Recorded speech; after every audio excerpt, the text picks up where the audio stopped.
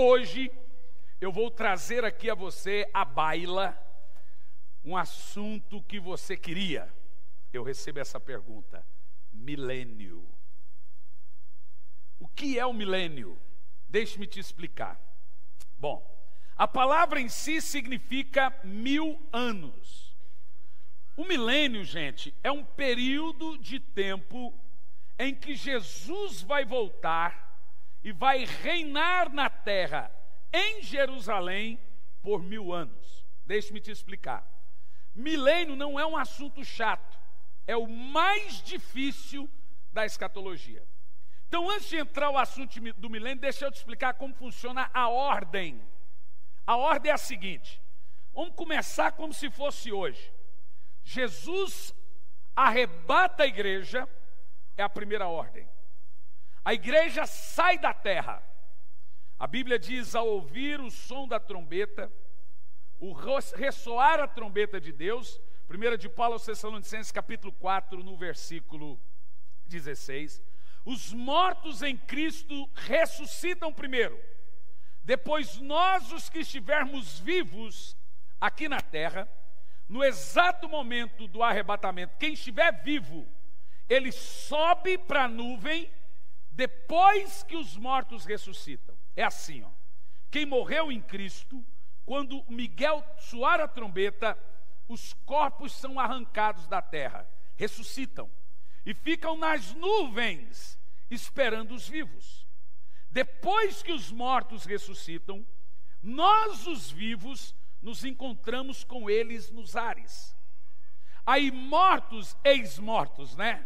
E vivos, juntos, vão se encontrar com o Senhor na porta do céu.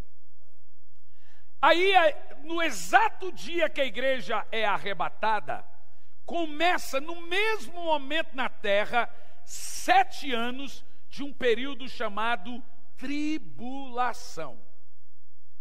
A palavra tribulação é esmagar, é pressionar.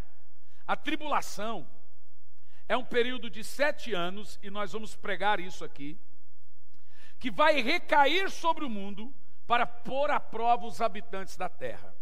A tribulação, tudo que é ruim vai acontecer. Essa tribulação de 7 anos, ela ocorre em 2 partes. 3 anos e meio acontece uma coisa, 3 anos e meio acontece outra coisa. Nos primeiros 3 anos e meio, vai ter muita abundância e prosperidade na terra. Na segunda parte dos 3 anos e meio, o tal do anticristo, que é um homem político poderoso que trouxe prosperidade na terra, vai rasgar o seu tratado de paz com Jerusalém, aquele que tinha sido o salvador de Israel, que fez um acordo de paz e era o protetor de Israel. Ele rasga o tratado de paz com Israel, e aí começa um período de destruição.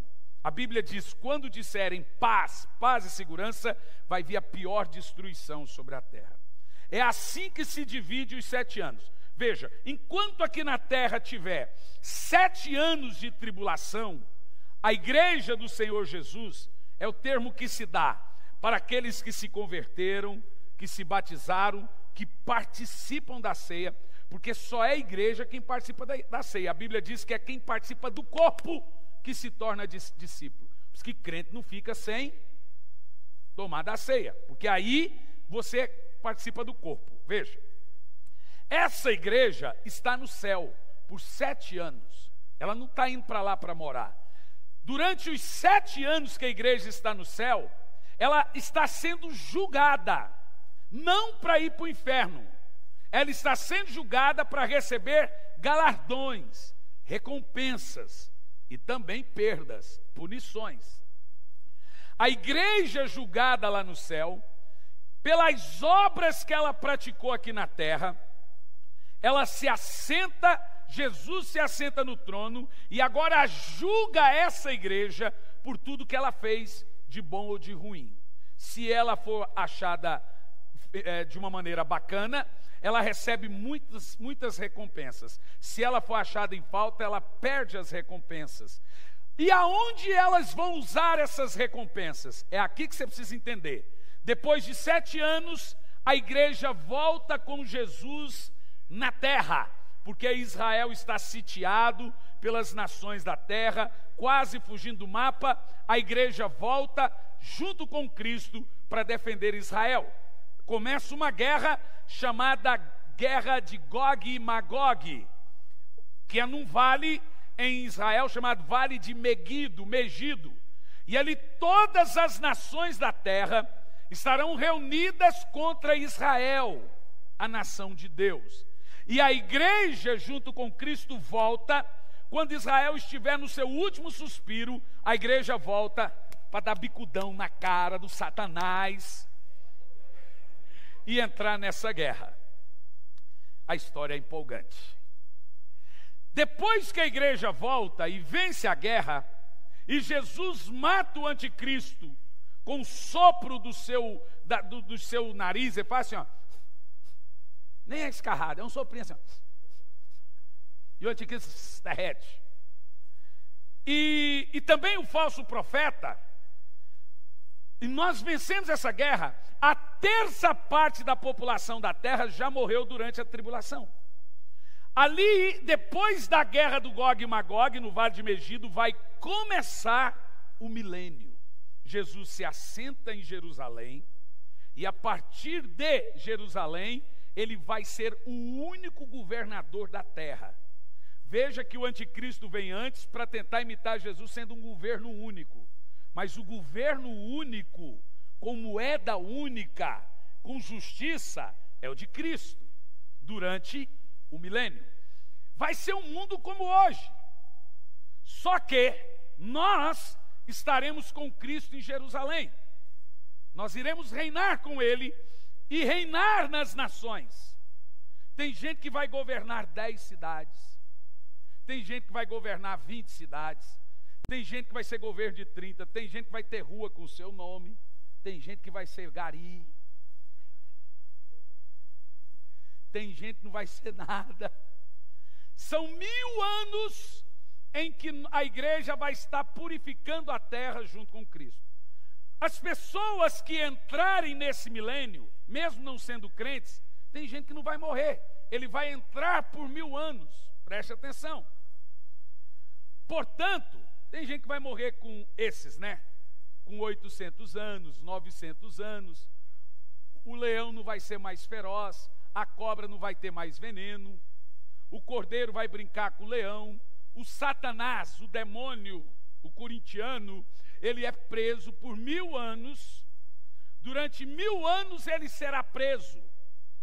Depois de 1000 anos ele é solto, para provar de novo aqueles que não tinham se convertido e estavam sobre a face da terra. É legal o assunto? Quem quer aprender sobre o milênio? Então, o milênio começa a partir da segunda vinda. A igreja voltou com Jesus, começa 1000 anos de reino. Você vai reinar com Cristo a partir das recompensas que você recebeu.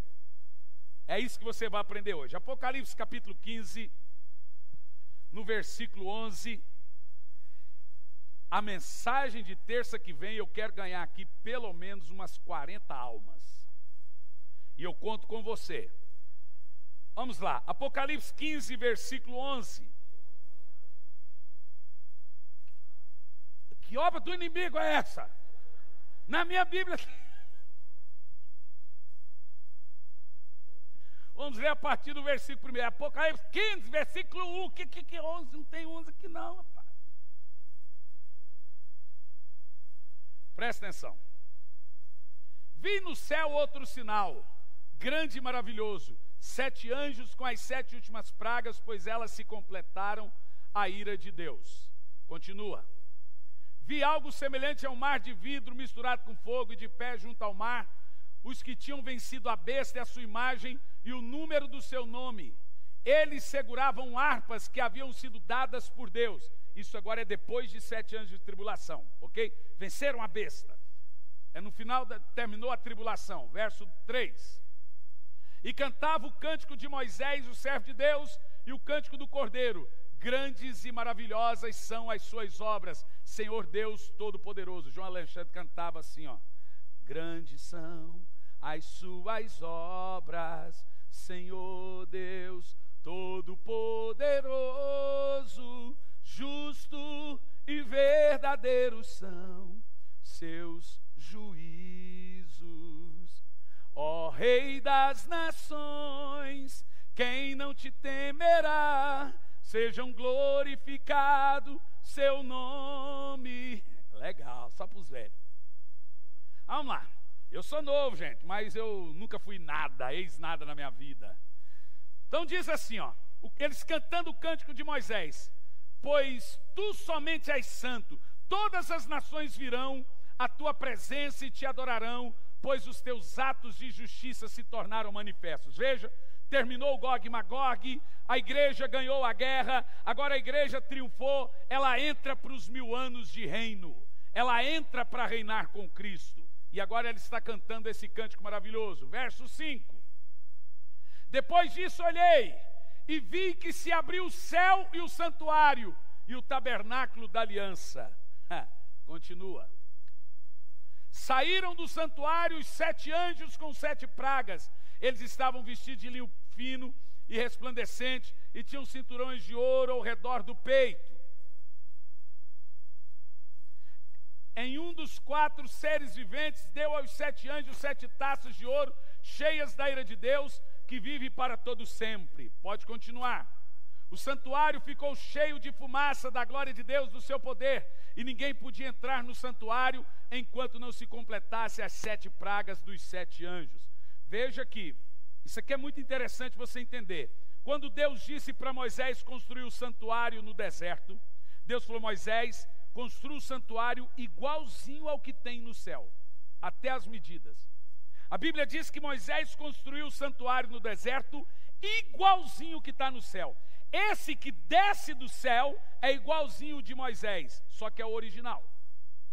O que estava na terra era espelho do que estava no céu. Imagine você que o tabernáculo de Moisés foi só uma sombra. Esse é o que está e que existe no céu. Continua o texto. Ótimo, é até o 8. Presta atenção. Todos nós temos que entender uma coisa sobre milênio. Milênio é o reino literal de Cristo aqui na terra.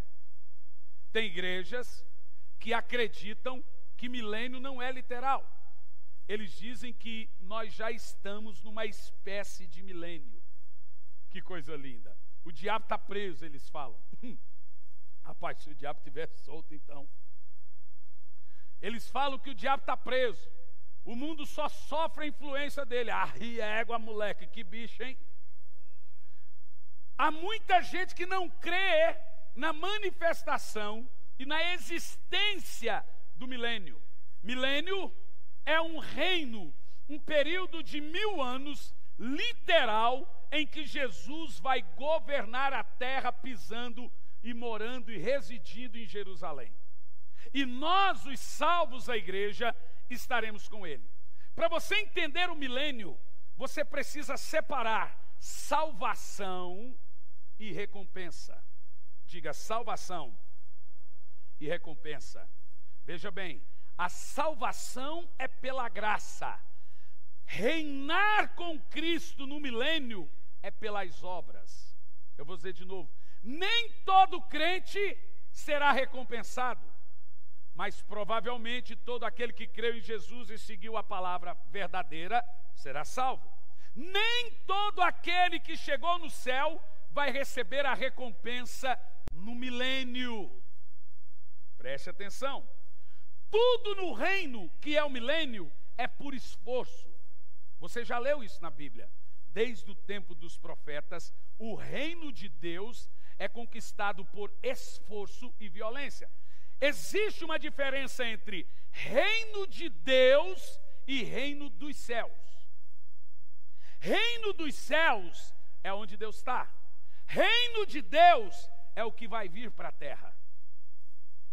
Foi o que Jesus ensinou a orar. Quando orares, ore: venha a nós o teu reino. Tem gente que confunde reinar com Cristo com ser salvo. Reino de Deus é o milênio. E reino do céu é o céu. Quem entende o que eu estou dizendo? Agora veja, tudo no reino de Deus é por mérito, é por esforço, é por obras, é praticando os seus feitos. Esse reino de Deus, chamado de milênio, ele irá acontecer durante um período de 1000 anos. O milênio é o reino de Cristo e a sua igreja. E quando acontecerá o milênio? O milênio acontecerá no mundo depois do retorno de Cristo. A Bíblia Sagrada diz que durante o milênio as nações andarão sobre a luz de Cristo. É um reino de justiça e equidade. Seu reino é sempre eterno. Justiça e igualdade. A sua igreja te adora. A sua igreja te adora. Essa música é bonita, não canta, né? Não é do Fernandinho. Canta aqui. Ô Lu, consegue cantar ela depois no final? Os reinos se abalam. Agora eu esqueci o resto. Não, eu falei no final. Então veja, o milênio é o reino de Cristo. E esse milênio é reino literal. Jesus voltou, a igreja desceu, você começa a entrar nesse milênio. A Bíblia diz que durante o milênio, as nações serão governadas pelo cedro de justiça de Cristo. A Bíblia diz: um só será o Senhor, e um só será o seu reino. Vamos ver um texto sobre isso? Zacarias, capítulo 14, a partir do versículo 1, nós vamos ver o relato da guerra, logo na ocasião do retorno de Cristo, e do que acontece pós-guerra, a entrada do milênio. Zacarias 14, versículo 1 diz assim: vejam, o dia do Senhor vem. Agora ele vai falar da guerra e depois do milênio. Quando no meio de vocês os seus bens serão divididos. Está falando o que vai acontecer com Israel. Continua verso 2. Reunirei os povos da terra para lutarem contra Jerusalém. A cidade será conquistada, o que eu te disse. As casas saqueadas, as mulheres estupradas, metade da população será levada para o exílio, mas o restante do povo não será tirado da cidade. Lembra que eu te falei que as nações iriam lutar contra Israel? Continua, verso 3. Quando Israel estiver sendo extinto, diz assim: depois o Senhor sairá à guerra contra as nações, como ele sempre fez nos dias de batalha. Continua o texto. Naquele dia, falando sobre Jesus, os seus pés estarão sobre o Monte das Oliveiras. Israel está sitiada. Acontece o seguinte: ouve-se um barulho no céu, tanques de todos os lados. Você já viu? Israel fica num pedacinho do mapa e todo o resto é contra Israel. Quando as mulheres violentadas, a cidade queimada, Jesus volta, a Bíblia diz, em cima do Monte das Oliveiras. Esse homem é tão pequeno que um pé dele estará no norte, o outro no sul, e embaixo do seu pé vai abrir um vale que não existe. Nesse vale é onde Israel vai fugir, cumprindo-se a profecia que Jesus diz: eu vou ajuntar como a galinha junta os seus pintainhos. Quando Israel estiver sendo extinto, a igreja ali com Jesus, ele vai pisar no Monte das Oliveiras e vai falar para Israel: venha para debaixo das minhas asas. E eles vão entrar nesse vale. Olha o que acontece, vamos lá. Nesse dia, os seus pés estarão no Monte das Oliveiras, a leste de Jerusalém, e o monte se dividirá ao meio. Ao leste e ao oeste, por um grande vale, metade do monte será removido para o norte e a outra para o sul. Jesus vai dividir o monte para abrir o vale por onde Israel vai fugir. Continua o texto. E ele fala assim para Israel: vocês fugirão pelo meu vale entre os montes. Isso é muito maravilhoso. Pois esse vale que eu abri se estenderá até Azel, fugirão como fugiram do terremoto nos dias de Uzias, rei de Judá. Aí diz assim, ó: então o Senhor, o meu Deus, virá com sua igreja, com seus santos. Uau! Continua o texto. Naquele dia, no dia do retorno de Cristo, lembra de Josué? Sol, detenha-te em Aldialon. Lua, pare. No dia que Josué venceu a guerra contra Ai, não houve sol, dia e nem noite. Aí diz aqui: naquele dia Deus vai parar o tempo.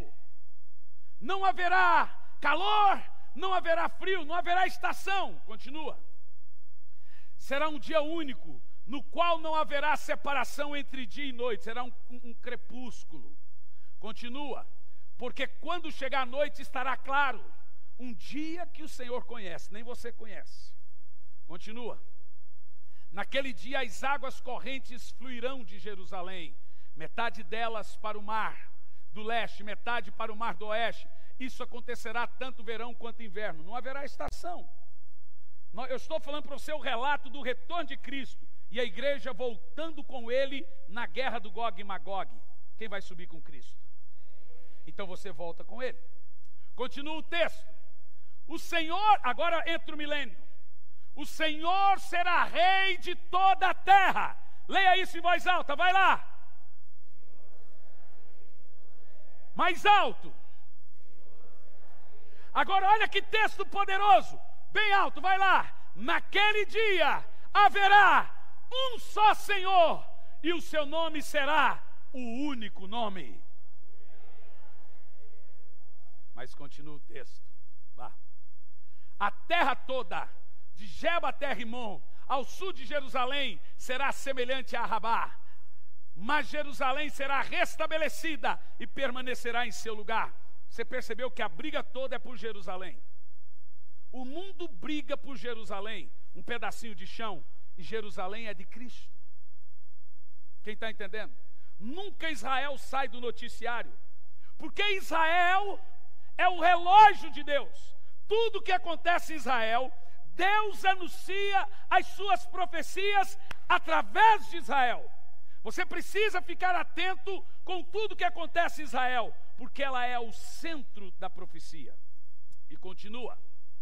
Pode passar o próximo verso. Jerusalém será habitada, nunca mais será destruída, Jerusalém estará segura. É o milênio. É Jerusalém que está lá, gente. Lá será a nossa terra. Teve um irmão que falou: pastor, o senhor já foi em Jerusalém? O senhor tem que ir. Falar: o dia que eu for eu não volto mais, irmão. Você também. O dia que eu for eu não volto nunca mais. Continua o texto, verso 12. Esta é a praga com a qual o Senhor castigará todas as nações que lutaram contra Jerusalém. Você percebeu? Todas as nações que são contra Jerusalém vão ter que se prostrar ao governo de Jerusalém. Está lá. Essa é a praga com a qual o Senhor castigará as nações que lutaram contra Jerusalém. Olha o que vai acontecer com as nações que é contra Israel. Sua carne apodrecerá enquanto estiverem ainda de pé. E os seus olhos apodrecerão, e suas obras e suas línguas apodrecerão dentro de suas bocas. Irmão, cuidado quando você fala de Israel. Existe bênção para quem abençoa Israel, e existe maldição para quem amaldiçoa Israel. O Senhor disse: abençoarei os que te abençoarem, e amaldiçoarei os que te amaldiçoarem. Abençoe Israel. É a nação. O que o senhor vê em Jerusalém? O senhor vê em Israel? Fala: querido, eu tenho um judeu dentro de mim, cara. Ele morreu, ressuscitou e hoje está aqui dentro de mim, irmão. Como é que eu vou tirar esse povo, rapaz? É doido? Quem tem um judeu dentro de você aí? Ora, eu tenho que amar esse lugar, rapaz. O meu Senhor nasceu judeu. Abraão, Isaac e Jacó eram hebreus. Paulo, o grande apóstolo Paulo é judeu. Como é que eu vou dizer esse negócio? Eu tenho que amar. Isso é poderoso. Agora presta atenção. Quando Jerusalém for estabelecida como a capital do mundo, por isso que na minha primeira mensagem da série eu falei sobre a mulher montada na besta, a grande prostituta que está na internet. Eles dizem que Roma é a cidade santa. Veja que ali você tem um sacrilégio, uma blasfêmia. A cidade de Deus é Jerusalém, não Roma. Aonde o evangelho nasceu foi em Jerusalém, não em Roma. É de Jerusalém que sairá o governo do mundo, não de Roma. O anticristo vai governar da Europa, não Jesus. Está entendendo agora? Quem está entendendo aí? Jesus vai governar a partir de onde? De Jerusalém, cidade amada. Quem irá reinar com Cristo? Agora eu estou fazendo uma pergunta. Quem irá reinar com Cristo? Se Jesus voltar agora, quem vai ficar feliz se ele voltar agora? Eu não vou ficar feliz, irmão. Eu vou subir feliz. Mas vamos lá. Quem irá reinar com Cristo? Primeiro, a Bíblia diz que só os vencedores irão reinar. Quem é o vencedor? Preguei na mensagem semana passada. Aquele que resiste até o fim. Aquele que não desanima. Aquele que é fiel até o fim. Aquele que persevera até o fim. A Bíblia diz que os vencedores reinarão com Cristo. Quem vai reinar com Cristo? Quem perseverou até o fim. Quem vai reinar com Cristo? Quem está revestido, vestido de boas obras. Eu vou dizer de novo. Quem não tiver boas obras, não vai reinar. Vamos falar a importância desse reino? A importância das obras na vida do cristão para ele poder reinar com Cristo. O que importa é ser salvo. Ok, tu entra no reino. No primeiro ano, bacana, estou salvo. Segundo ano, bacana. 100 anos depois, bacana. 300 anos e você limpando o chão. Aí você vai lembrar como tu era um preguiçoso na obra de Deus.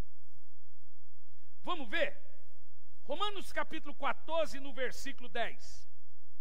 A importância das boas obras para o crente. Veja, as obras não te salvam, mas a ausência delas impede você de receber recompensa. Irmão, existe algo mais importante que a salvação? Existe o que vem depois dela. A salvação é mais importante para quem não é salvo. E para quem é salvo? O que é mais importante depois de salvo? Ser recompensado, ser reconhecido. Entra no galardão do seu Senhor. Imagina Jesus chamando você pelo nome e falando: está aqui sua recompensa. Tu ficou trabalhando de guardador de carro, tu achou que era pouco, que ninguém te reconhecia, mas eu escrevia as suas obras. Seu pastor não te via, fulano não te via, mas eu vi o seu trabalho, e o seu trabalho não foi em vão. Entra no regozijo e está aqui a sua recompensa. E tem gente que chega no pastor e fala: eu sou voluntário, eu trabalho de graça. Não existe crente nenhum que trabalhe de graça. Todo mundo vai ser recompensado. Não tem um que não será recompensado. Então não é de graça. Diz a Bíblia: em Deus o seu trabalho não é em vão. Irmão, tudo que você faz que contribui com a obra de Deus será recompensado. Sua oferta é contabilizada, seu dízimo é contabilizado, sua oferta de missões, seu trabalho, a evangelização na rua, seu trabalho, tudo que você faz, tudo está indo para o livro das obras, e no dia do galardão você será recompensado. Vamos ver? Portanto, você, porque julga seu irmão e porque despreza seu irmão, pois todos compareceremos diante do tribunal de Cristo. Veja que Paulo aqui não diz você vai comparecer, diz todos. Veja que ele se inclui, ele não se exclui. Paulo está dizendo que inclusive ele será julgado no tribunal de Cristo. Esse julgamento não é um julgamento para ser salvo, é um julgamento para ser o quê? Recompensado. 2 Coríntios, capítulo 5, versículo 10. que você vai ouvir aqui é fora do comum. Você não pode esquecer nunca mais. Pois todos nós devemos comparecer perante o tribunal de Cristo, para que cada um receba de acordo com as obras praticadas por meio do corpo, quer sejam boas ou más. Aqui está falando para o crente. Você percebeu que tudo que você faz, que é chamar de boa obra, você vai ser recompensado quando estiver diante de Jesus? E aonde você vai usar essa recompensa? No milênio, no reinado. Presta atenção, irmão. As obras, elas são o ornamento do vestido da noiva. A igreja só terá roupa para se casar com Cristo por causa das suas obras. Veja só, Apocalipse capítulo 19, versículo 7. A Bíblia fala de um casamento. A igreja é uma noiva, uma mulher. Eu falei isso na primeira mensagem, na segunda. Quando a igreja estiver com Cristo, ela vai se casar com Cristo. E a roupa da noiva são as suas obras. Olha o que diz a Bíblia. Regozijemo-nos, vamos nos alegrar, vamos dar a glória, porque chegou a hora do casamento do Cordeiro e a sua noiva se aprontou. Isso é o arrebatamento. Se foi arrebatado, começa o casamento. Qual é a roupa que você, igreja, vai vestir? Vamos lá? Verso 8. Foi-lhe dado para vestir o quê? Linho fino, brilhante e puro. O linho fino são o quê? Os atos justos dos santos. Você percebeu? Você percebeu que a sua roupa no dia do casamento são as suas boas obras aqui na terra?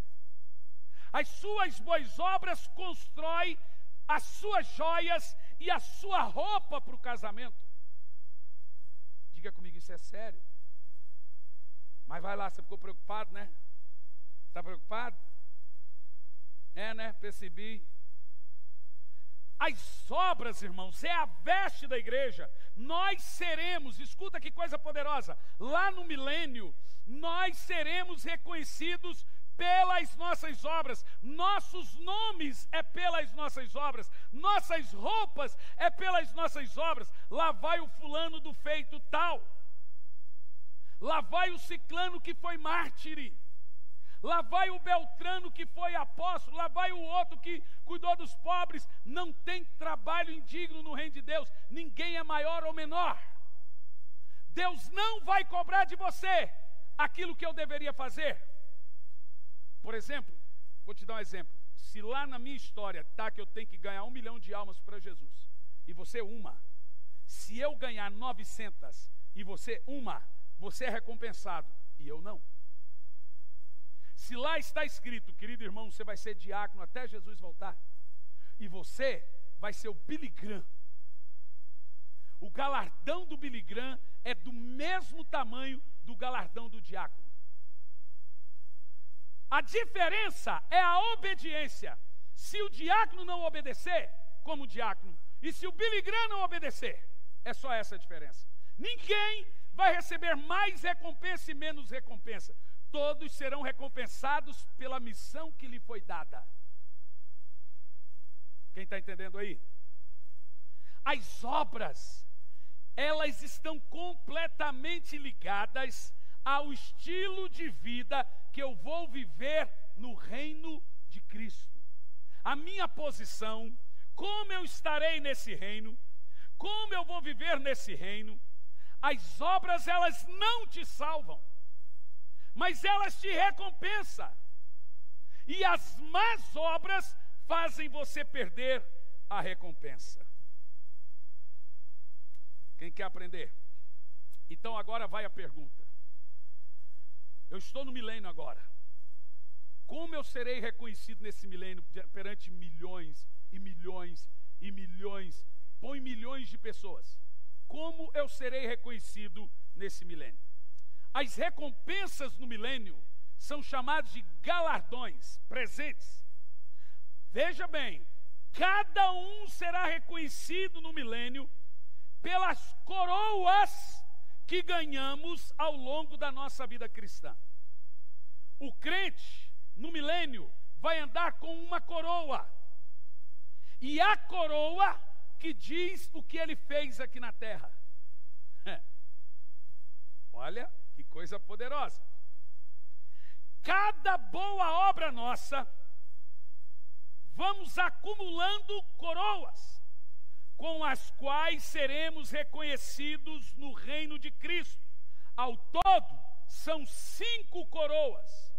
Presta atenção. Quando você estiver no milênio, você será reconhecido pelas coroas que estão na sua cabeça.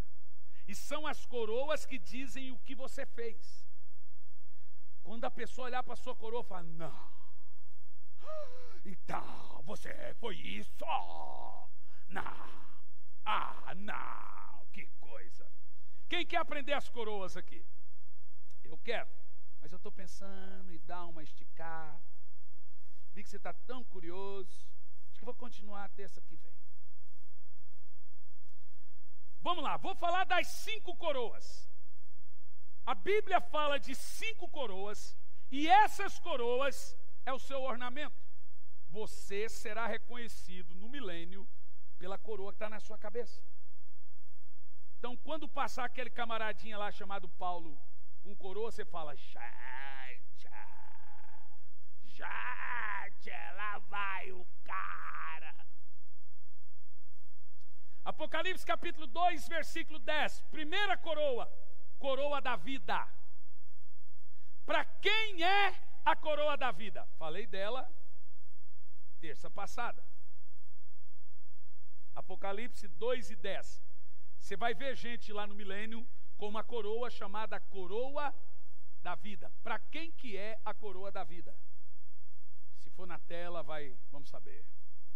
Apocalipse 2, versículo 10. Olha, irmãos, esse ano vai sair o livro Apocalipse Revelado. Demorei anos, agora estou saindo da preguiça para escrever. O problema é que é um livro de 400 e tantas páginas. É muita informação. Você não consegue escrever. Mas vamos lá. Lembra que eu falei sobre isso? Coroa da vida. Não tenha medo do que você está prestes a sofrer. Saiba que o diabo lançará alguns de vocês na prisão para prová-los. Vocês sofrerão perseguição por 10 dias. Ser fiel até a morte e eu te darei a coroa. Então a coroa da vida é para os mártires. Quem é um mártir? É aquele que tem um chamado para morrer por Cristo. Não pense você que todo mundo é chamado para ser mártir. Quem não é chamado para ser mártir, Deus protege ele da perseguição para ele não negar. Mártir é um chamado específico. Mas pode ser que você tenha sido chamado para isso. Porque se a perseguição chegar até nós e você não for chamado para mártir, você vai negar. Toda pessoa que se torna mártir por Cristo, ela vai andar no milênio com uma coroa, chamada coroa da vida. Agora imagina o camarada lá, aquele ali, foi cerrado pelo meio. Aquele ali teve a cabeça degolada. As pessoas vão olhar e falar: que história! Lá vai Estevão com a coroa da vida, foi apedrejado. Nós seremos reconhecidos lá no reino de Cristo pelas nossas coroas. E nessas coroas tem pedras. Quais são as pedras nas nossas coroas? Essa é fácil, gente. Por muitos anos você falava: vou ali ganhar uma pedrinha na minha coroa. Quais são as pedras? As almas. Vamos abrilhantar a nossa coroa, gente? Vamos ganhar alma para Jesus? Chegar com aquela coroa lá reluzindo assim, ó. Segunda coroa. Segunda de Paulo a Timóteo, no capítulo 4, dos versos de 7 a 8. Coroa da justiça. Primeira coroa, coroa da vida. Lembre-se que durante o milênio você será reconhecido pelas suas coroas. Quem tiver. A primeira coroa é para quem morreu por Cristo e não negou, claro, foi mártir e não negou. Os mártires, todo mundo saberão que ele é mártir. Ele vai ter uma coroa estampada de mártir. chamada coroa da vida. Segunda coroa, a coroa da justiça. Para que ela serve? Vamos ler. Está um delay aí, né, Márcio? Jesus cura surdo. Segunda de Paulo a Timóteo, capítulo 4, versículos 7 e 8. Cura-te, tira esse lombriga, meu pai, do ouvido do Márcio. Esse sebo. Olha que o Márcio tomar um banho, passa um cotonete, limpa, ele está com um sebo desse tamanho. Aspira... Que isso, Kate? Você viu o que a Kate falou? Falou que é só aspirador para tirar. Aí, meu irmão, com a esposa dessa aí, não precisa de um pastor fazendo bullying com você, não. Ó, presta atenção, vamos lá. Segunda coroa, coroa da justiça. Combati o bom combate, terminei a corrida e guardei a fé. Verso 8. Agora me está reservada, meu Deus, eu queria que Jesus voltasse agora. Eu leio os negócios desses, eu perco a compostura. Paulo está morrendo. E ele diz, o velhinho, quase cego, combati o bom combate, terminei a corrida e guardei a fé. Quantos de nós poderemos dizer isso ao final da nossa vida? Tem pastores se matando, porque se sentiram pressionados. Paulo foi o mais pressionado de todos. 195 açoites dos judeus. Apanhou de judeu e romano. Nunca pensou em negar a fé. Tem gente desanimando por nada. Paulo nunca pensou em desistir. A Bíblia diz que ele foi chamado prisioneiro de Cristo, apóstolo em cadeia.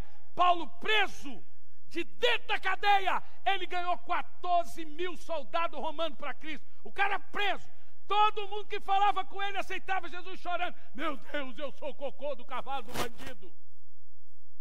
Eu me sinto um lixo diante dessa história. E agora Paulo diz assim: combati o bom combate, terminei a corrida e guardei a fé. Agora ele diz o que está reservado para ele. Agora me está reservada a coroa da justiça, que o Senhor, justo juiz, me dará naquele dia, não somente a mim, mas a todos que amam a sua vinda. Aqui está uma coroa que nós vamos ter. Porque deixa eu me controlar. Porque a coroa da justiça é para quem ama e prega a volta do Senhor. Paulo diz: eu vou receber a coroa da justiça, não só a mim, mas para todos que amam a vinda do Senhor. Então você quer chegar no milênio e ver um irmão que amava a vinda do Senhor e pregava a vinda, ele vai estar com uma coroa. Lá vai um pregador do retorno de Cristo. Lá vai uma pessoa que passou a vida falando: Jesus vai voltar, Jesus vai voltar, Jesus vai voltar. Eu estou aqui para dizer, igreja, Ele está voltando.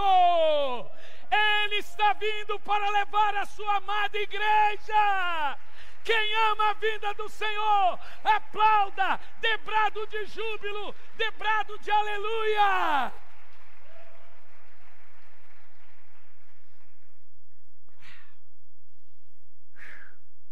Quem ama a vinda do Senhor?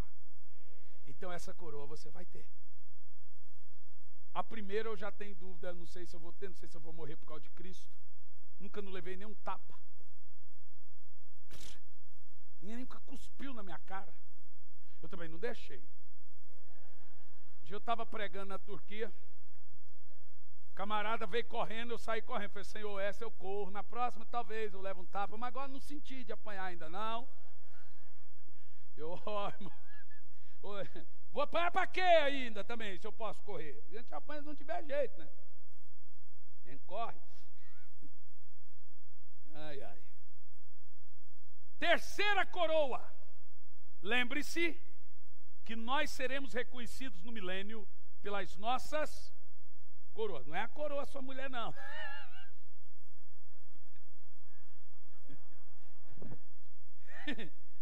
É pelas coroas literal, as coroas na cabeça.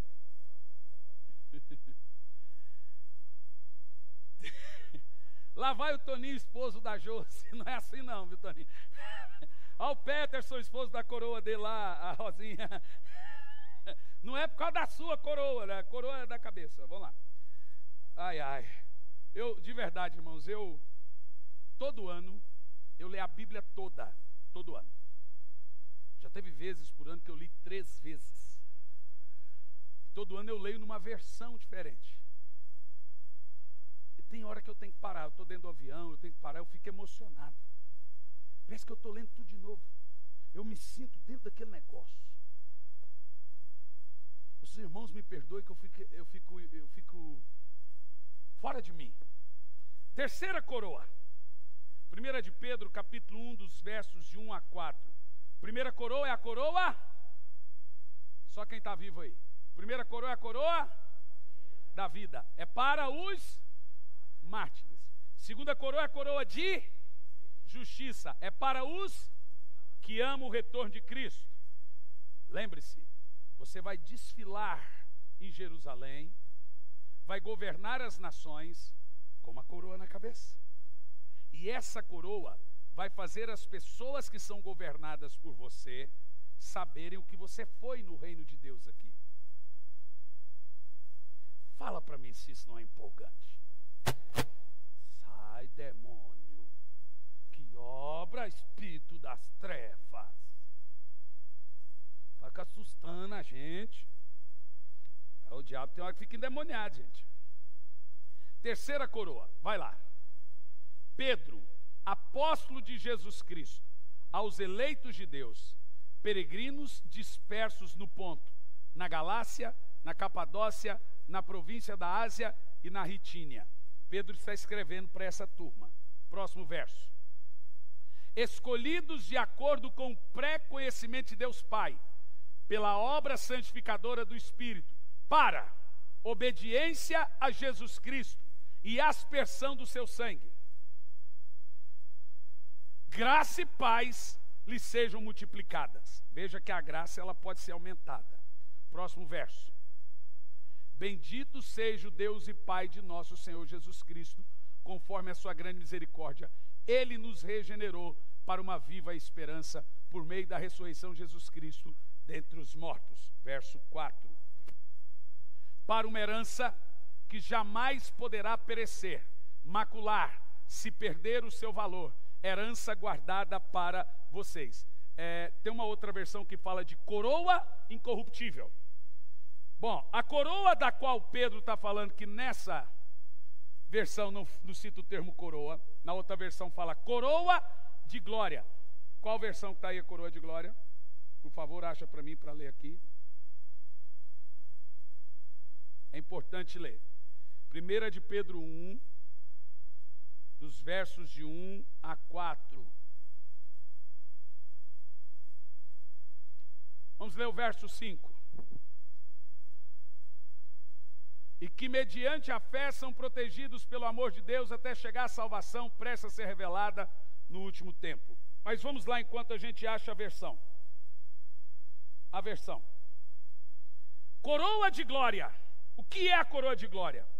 Ali você leu comigo no verso 4. A coroa de glória é uma coroa para pessoas retas, justas e honestas. Pessoas que andaram na terra com honradez. Então, por exemplo, quando você chegar lá no céu, a pessoa honrada, do sim sim e do não não, de caráter ilibado, você vai saber quem é ela. Lá vem uma pessoa séria. Lá todos serão sérios, mas lá vem uma pessoa que pisou na terra, que não mentiu, que era sim sim não não, que era justo, que não era 2 pesos e 2 medidas. Isso aqui é chamado de coroa de glória. Você viu? Tudo que você é e que você faz determina como você vai viver no milênio. Quarta coroa. 1 Coríntios capítulo 9, versos 25 e 27.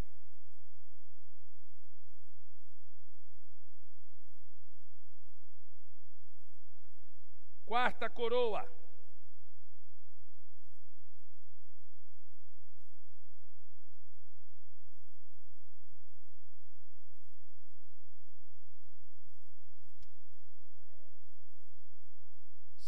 4. Põe na tela. 1 Pedro 5 e 4.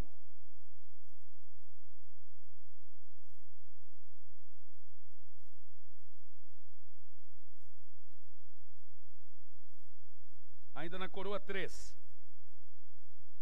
Ali, ó. Vamos ler em voz alta?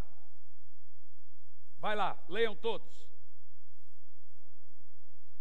O Supremo Pastor, vocês receberão a imperecível coroa da glória. E a coroa da glória é aquele texto anterior que eu li. Para os que foram justos, honestos e piedosos. Chamar de coroa de glória.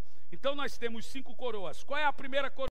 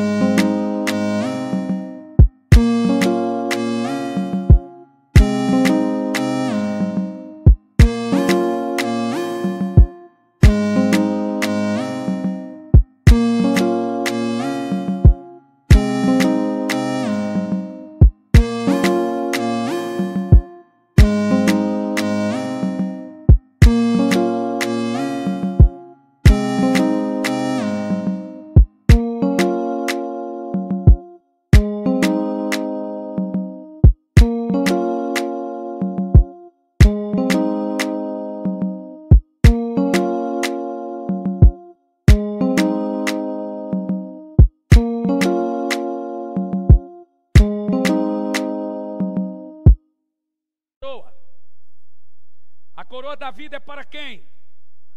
Os mártires. Segunda coroa. Coroa de justiça é para quem? Os que amam o retorno de Cristo. Terceira coroa. Coroa de glória. E é para quem? As pessoas justas e honestas. E a quarta coroa. 1 Coríntios 9, dos versos de 25 a 27.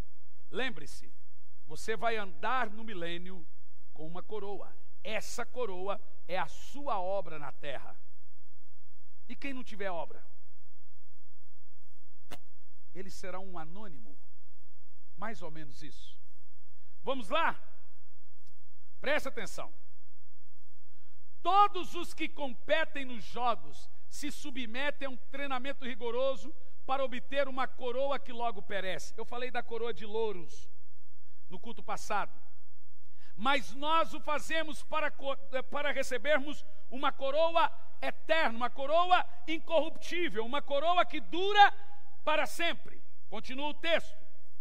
Sendo assim, não corro como quem corre sem alvo, não luto como quem fica esmurrando o ar. É o pastor que não sabe para onde vai, fica dando murro para todo que é lado. Paulo continua: mas esmurro meu corpo e faço dele meu escravo, para que depois de ter pregado aos outros, eu não venha a ser reprovado. Isso aqui é terrível. Paulo não está dizendo de perder salvação aqui. Ele está dizendo que vai ter pastores que passaram a vida pregando, e quando chegar no céu, não terá coroa, porque foram reprovados. não foram achados aptos, foram rejeitados. São salvos, porque é pela graça, pela fé, mas sem nenhuma recompensa. Gente, entenda, a salvação é pela graça, o reino é pelo esforço. Lembra? O ladrão falou para Jesus: lembre-te de mim quando entrares no teu reino. Ele pediu o reino. Jesus deu o que para ele? Hoje mesmo estarás comigo no paraíso. Ele pediu o reino, mas recebeu o paraíso. Por que ele não recebeu o reino? Porque ele foi salvo na última hora. Quem falou isso? Quem respondeu? É isso aí, Marcão. Vocês entenderam agora? A salvação é pela graça, a recompensa é pelas obras. Gente, isso é poderoso. Quem entende que isso é poderoso? Agora vem uma coroa. Eu quero falar dessa coroa, e essa coroa é muito legal. 1 de Paulo aos Tessalonicenses 2, versículo 19. As coroas. Ó, já prepararam a música? Põe na tela. Vou cobrar, hein, Lu? Rafa. Os reinos se abalam, os lares se puxam. É assim que a gente faz quando não sabe a música?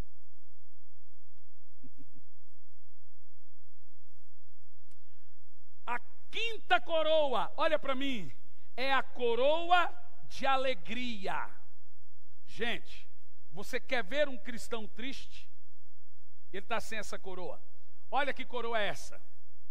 Pois quem é a nossa esperança, alegria ou coroa? Aqui é a coroa da alegria.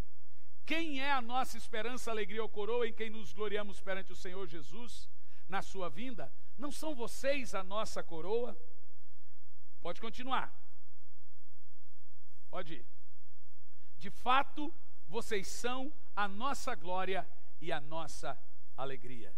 A coroa da alegria é para os cuidadores de vidas, para os ganhadores de almas. A Bíblia diz que quem ganha alma é alegre. Sabe por que tem muitos crentes tristes? Porque não há nada que satisfaça mais o crente do que ganhar e cuidar de vidas. São 5 coroas. As 5 coroas é o que você vai andar pelo milênio. Agora olha para mim. Primeira coroa. Coroa dá para quem? Segunda coroa. Coroa de glória, é justiça. Para quem? Quem ama o retorno de Cristo. Terceira coroa. Coroa de... Para quem? Pessoas piedosas, honestas. Quarta coroa. Coroa incorruptível. Para quem? Para quem, gente? Para quem? Para quem é obreiro aprovado. Isso aqui é poderoso. Quinta coroa. Coroa da alegria. Para os ganhadores de almas. Sabe por que muitos crentes estão desanimados e tristes? Responde você para mim. Por quê, gente? Porque não ganham almas.